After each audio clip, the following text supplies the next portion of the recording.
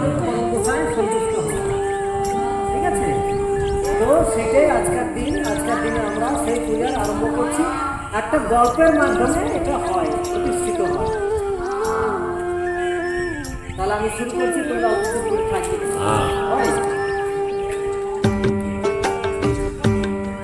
ঠাকুর যা বলি সেটা করে দুরা সভা বলবে কাজ করবে।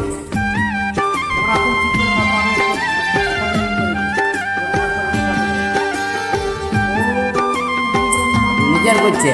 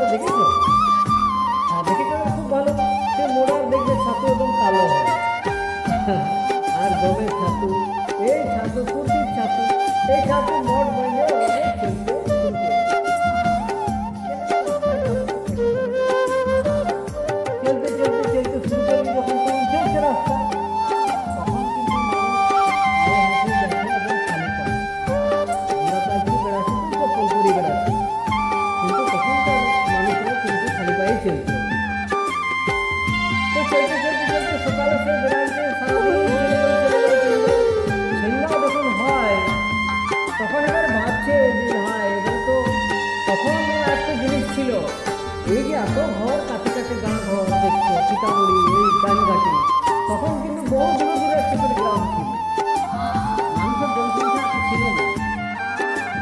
তো তখন চলতে চলতে চলতে বহু দূর করে একটা গ্রাম, মানে মনে হলো সন্ধ্যার সময় যে একটা গ্রাম দেখা যাচ্ছে। একটু মনে হলো যেমন দেখবে এখন বটতলা ডাঙাল থেকে পাতিলাকে ভাইলে মনে হবে যে একটা গাড়ি হবে, কেননা গাছপালা অনেক ঝুপঝাট দেখে মনে হয়, অনুমান করে যে গাঁ হবে। তো ঠিক তারাও তেমনি সন্ধ্যার সময় ভাবছে যে হয় এগুলো আসতে হয়ে আসতে কোথা থাকবো।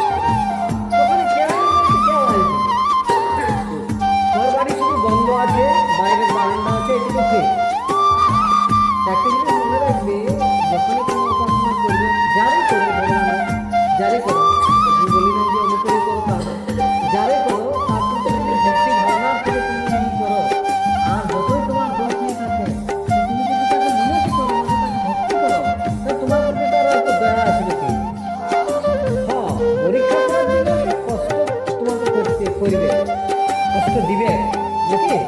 তোমরা আজকে টিভিতে দেখেছো কোনো লোক যদি তপস্যা করে, তো তপস্যার সময় দেখবে ওর ধ্যান তো বানাবার জন্য ব্যবস্থা হয়। ও ঘর কত চিলাইলো, কত ভাষা যদি চিলাইলো, ভাল চিলাইলো, ঠিক সেরকম পরীক্ষা করার জন্য ওই ঘরে কেউ নাই, কিন্তু ঘর আছে। ভগবানের এটাই লীলা যে এরা থাকবে যেখানে ভিতর দিতে পারবে না, কিন্তু বাইরে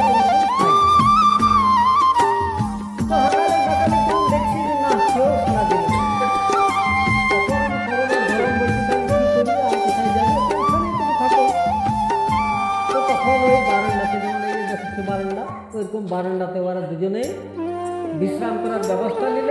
আর বলল যে সারাদিন আমাদের কিছু খাওয়া দাওয়া খাওয়া হোক। তো তখন তারা ওইটুকু বার করে জলপান করে সেবা করার পরে যখন ওনারা বিশ্রাম করছে, তখন ঘর থেকে যেন একটা দৈববাণী হয়েছিল যে ভাই তোমরা কে? যখন দৈববাণী হচ্ছে মানে আওয়াজ বার হয়ে আসছে, তখন এরা ভাবছে যে এখন লোক শুনে, কিন্তু আওয়াজ কেউ যখন করছে তো কে আমাদেরকে এই কথাটা বলছে যে শুনতে আসছে। ওরা দাঁড়ায় এদিকে দিকে ভাবছে ঘর থেকে যেন একটা আওয়াজ আসছে যে কে তোমরা? লোক দেখতে পাচ্ছে না, কারো কিন্তু আওয়াজ আসছে। তাহলে ভগবানের একটা মায়ার রূপ, যে মায়ার রূপের শব্দ ওইগুলো কানের মধ্যে ভেসে আসছে। তখন ওরা না দেখতে পারলে বললো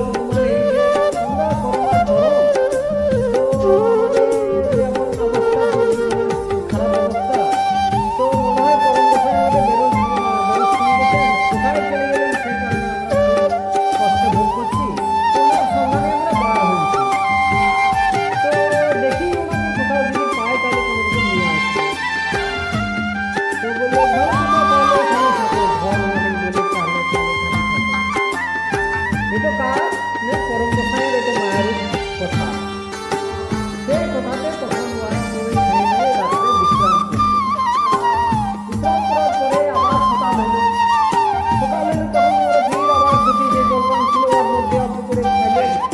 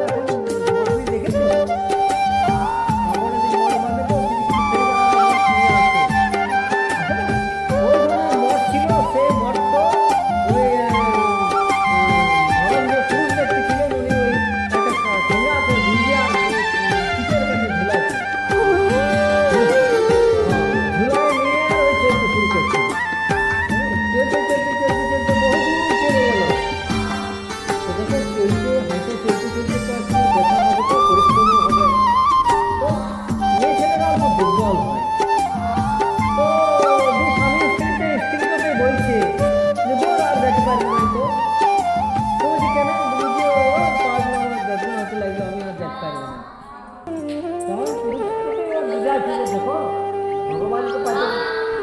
ভগবানকে পাইতে গেলে আর তো কষ্ট করতে হবে।